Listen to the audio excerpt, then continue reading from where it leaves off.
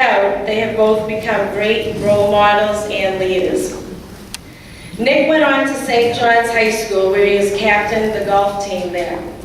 Through his career at St. John's, Nick was showered with many awards, from being named to All-Scholastic with the Boston Globe, All-Star with the Boston Herald, and he still holds the 5th place in all-time scoring at the Prep. Nick continued his education at St. Anselm's College and led his golf team to the 2010 New England title, and in 2011 was a first-team All-Conference. Nick will be a senior this fall, and we also wish Nick the best of luck in this year's Massachusetts Open and the Massachusetts Amateur Championship, in which he has already qualified for. It is my pleasure to introduce to you Nick Maccario.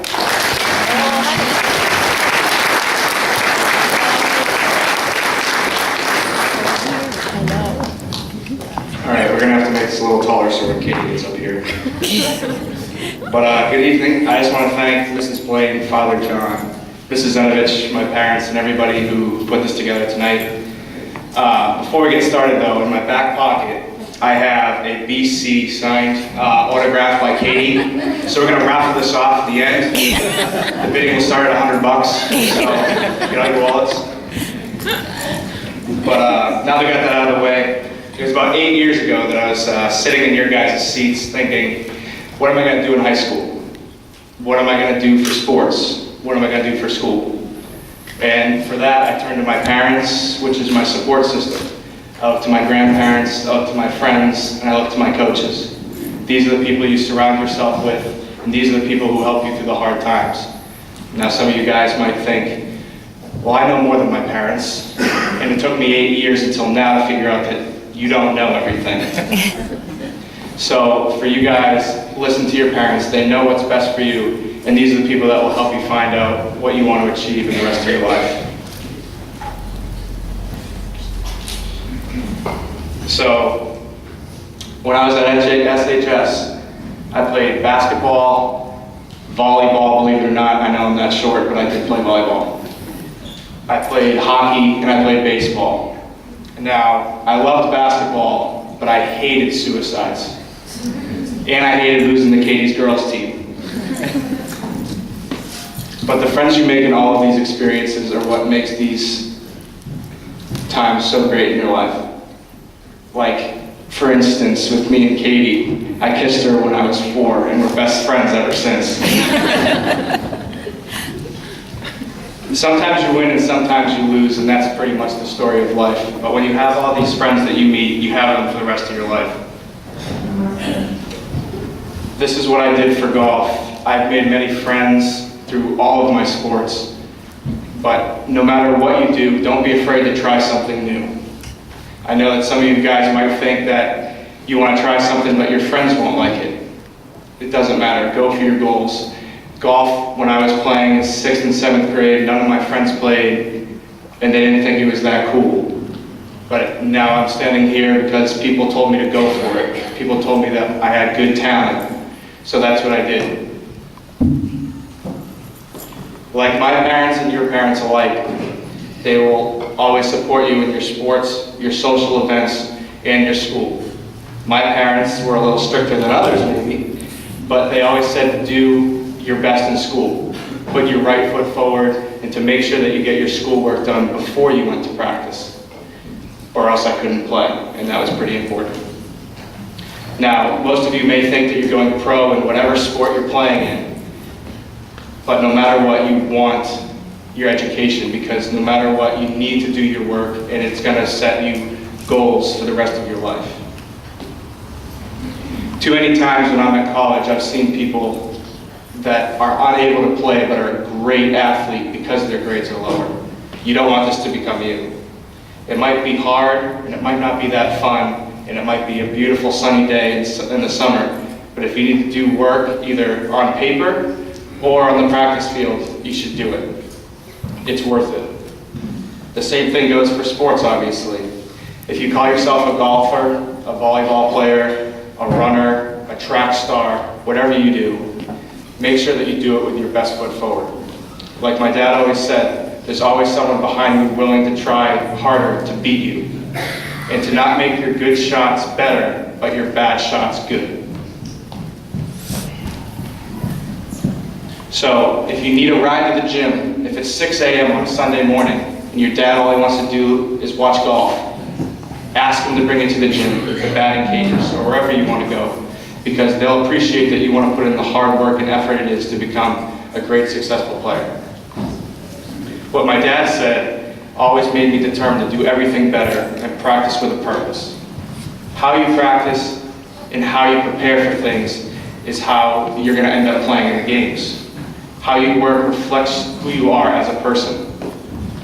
This is how your reputation comes to be. Being lazy is never an option, except if you want to sit back and eat some potato chips every now and then after practice, it's fine. But because you are at SHS, your parents have given you one of the best opportunities. So if you're with them tonight, say thank you, because not many people get the opportunity to come to such a great Catholic school and you get to have friends. And yes, the dress code is sometimes strict, but it's worth it. So take advantage of this opportunity and put your best foot forward. And just as a side note, and I know it's Mr. O'Boyle's back here somewhere, I know that he wants to really watch the Bruins, so I'm going to hurry this up. But every year, and like Auntie J, well I call her Auntie J, but I've known her for a while, and Mrs. Blaine said that there's nothing like sportsmanship. Every year I come back and I see tons of kids that aren't even playing in games, little kindergartners to all the way to 8th graders coming to watch basketball, volleyball, the cheerleading competition in the winter.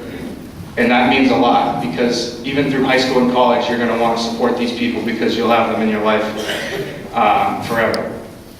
So keep up the school spirit, keep playing as hard as you can, and you guys are all winners no matter what. So thank you, and go Hawks.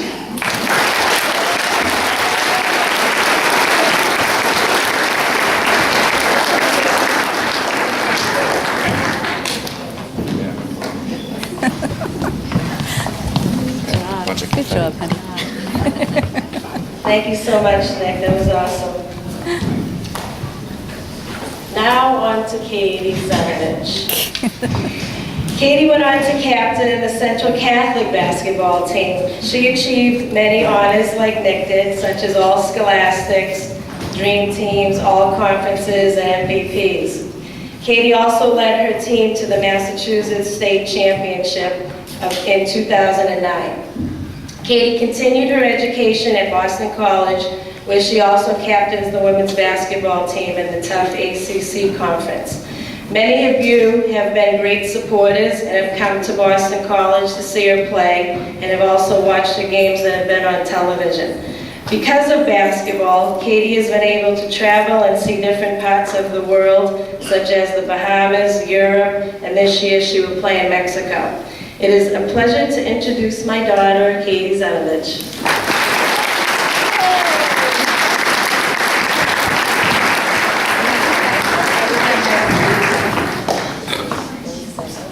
Take it out of there. Like I said. The talent show again. Alright, that's good. She takes after me.